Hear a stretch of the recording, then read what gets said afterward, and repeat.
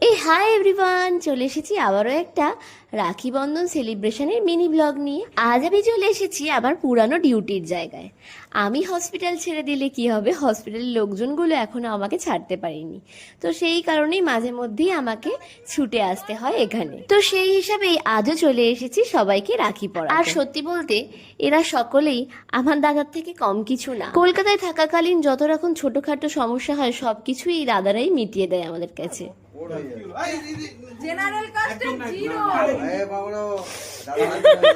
তো এদেরকে রাখি বাঁধবো না আর কাদেরকে বন্ধনে বাঁধবো বলো? তো এরকম সুন্দর একটা দিনের ভিডিও করতে পেরে সত্যি খুব ভালো লাগছে। আর প্রত্যেকটা রাখি আমার হাতে বানানো।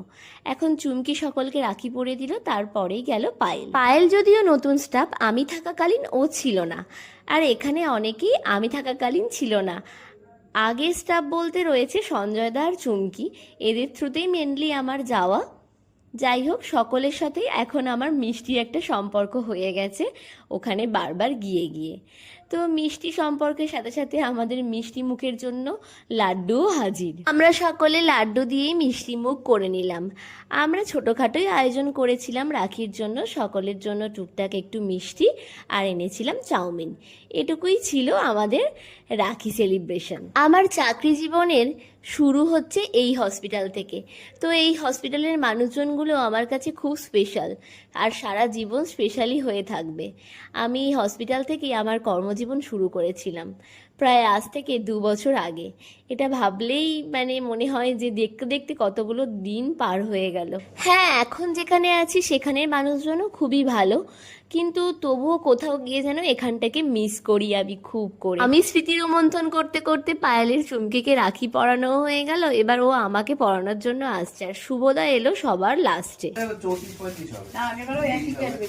সঞ্জয় দা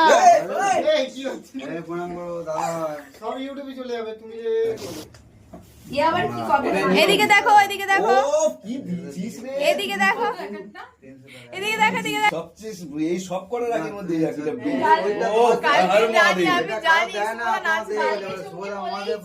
হর মহাদেব দেখ।